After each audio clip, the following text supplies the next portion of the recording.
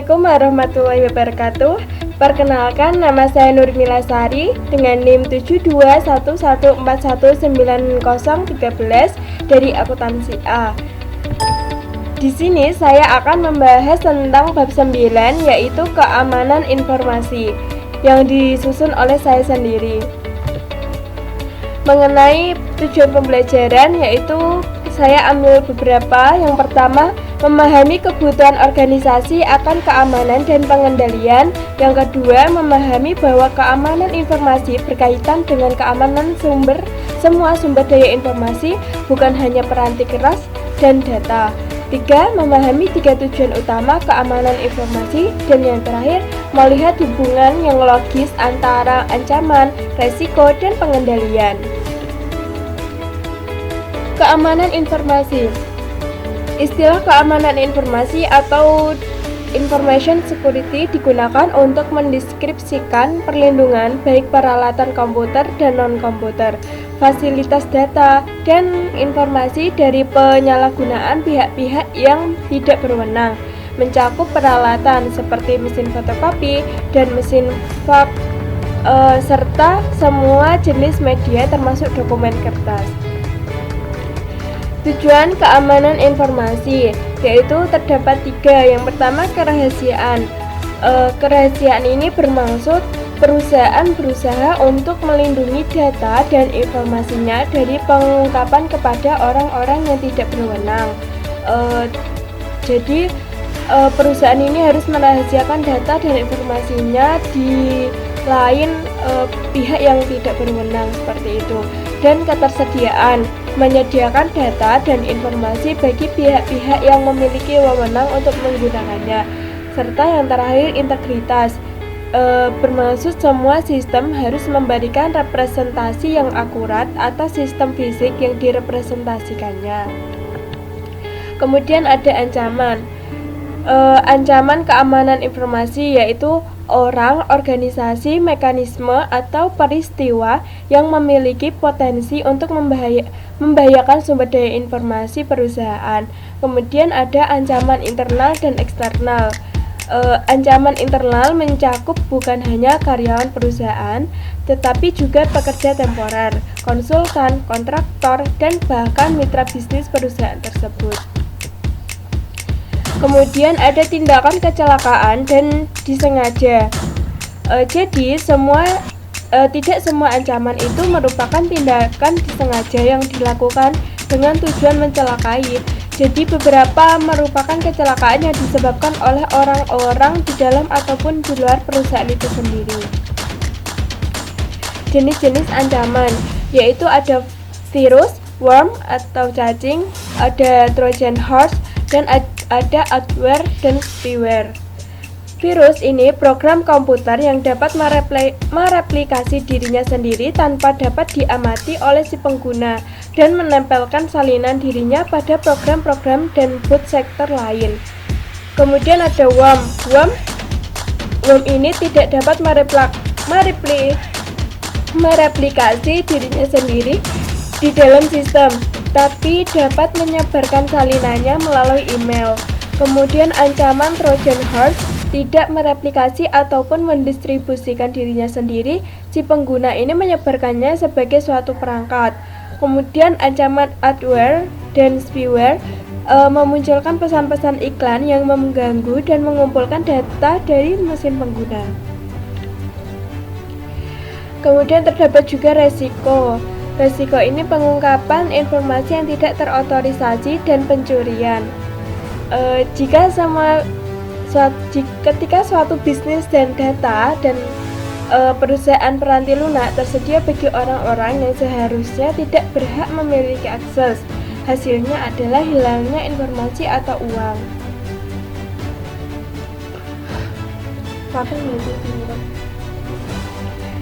Kemudian pengguna yang tidak terotorisasi terjadi ketika orang-orang yang biasanya tidak berhak menggunakan sumber daya perusahaan mampu melakukan hal tersebut. Kemudian penghancuran yang tidak terotorisasi dan penolakan layanan. Jadi seseorang dapat merusak ataupun menghancurkan peranti keras atau peranti lunak, sehingga menyebabkan operasional komputer perusahaan tersebut tidak berfungsi. Kemudian modifikasi yang tidak terotorisasi. Perubahan dapat dilakukan pada data, informasi, dan peranti lunak perusahaan. Selanjutnya, persoalan e-commerce. Yang pertama itu memasang dan memelihara firewall, memperbarui keamanan, melakukan enkripsi pada data yang disimpan, melakukan enkripsi pada data yang dikirimkan, menggunakan dan memperbarui peranti lunak antivirus.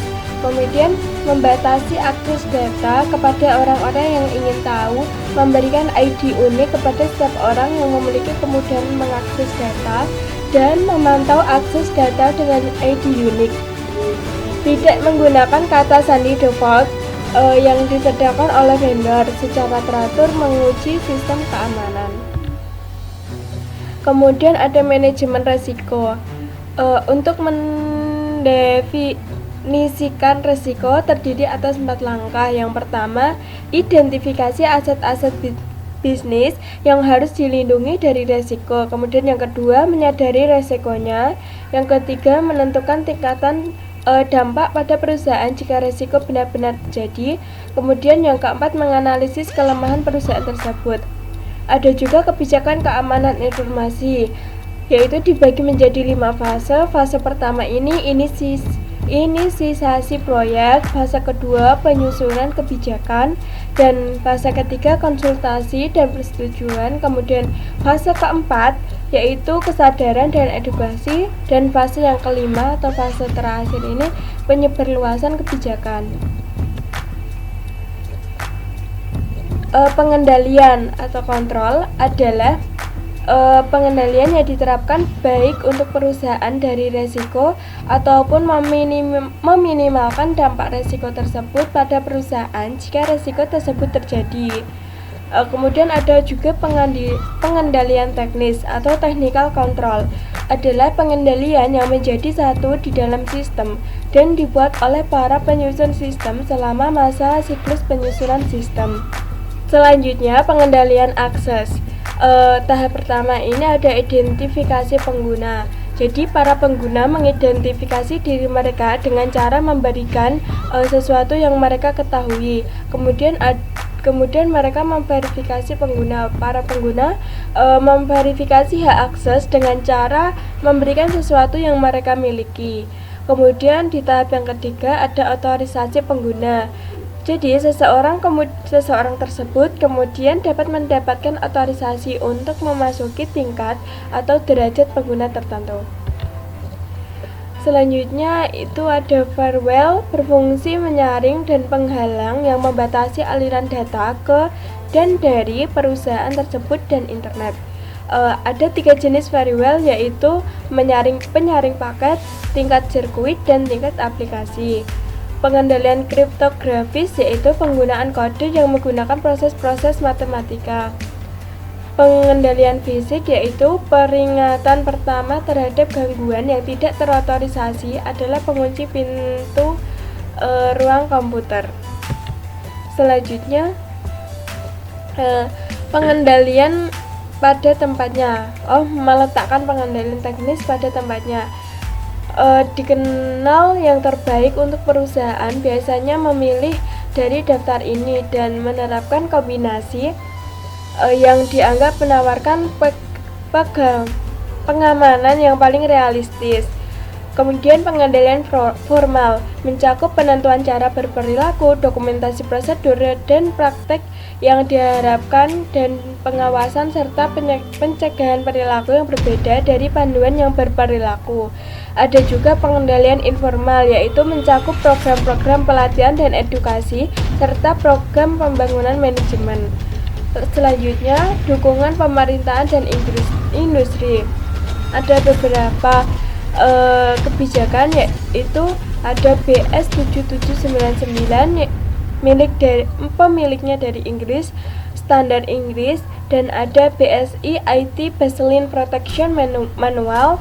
Ada juga COPIT dari Information System Audit and Control Association and Foundation atau disingkat dengan ISA-SAF. Ada juga GSSP dari Dewan Riset Nasional Amerika Serikat, dan ada juga ISV Standard of Good Practice dari Information Security. Kemudian peraturan pemerintah, standar keamanan komputer pemerintah Amerika Serikat, dan undang-undang anti terorisme, kejahatan dan keamanan Inggris ATCSA 2001, dan standar industri. The Center for Internet Security atau disingkat dengan CIS adalah organisasi nirlaba yang didedikasikan untuk membantu para pengguna komputer. Bantuan diberikan melalui 2 produk, yaitu CIS Benchmark dan CIS Scoring Tool. Selanjutnya, perusahaan harus mencanangkan kebijakan manajemen keamanan informasi sebelum menempatkan pengendalian, dan dibuat berdasarkan identifikasi ancaman dan risiko ataupun berdasarkan panduan yang diberikan oleh pemerintah dan asosiasi industri.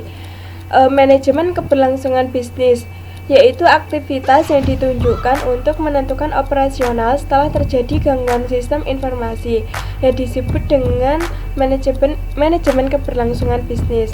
Ada juga rencana darurat, yaitu menyebutkan cara-cara yang akan menjaga keamanan karyawan jika bencana terjadi. Selanjutnya, rencana cadangan. Rencana cadangan ini dapat diperoleh melalui redundansi, keberagaman, dan mobilitas. Selanjutnya meletakkan manajemen keberlangsungan bisnis pada tempatnya. Manajemen keberlangsungan bisnis merupakan salah satu bidang penggunaan komputer di mana kita dapat melihat perkembangan besar. Jadi pada akhir 1980-an hanya beberapa perusahaan yang memiliki rencana seperti itu, dan perusahaan jarang mengujinya.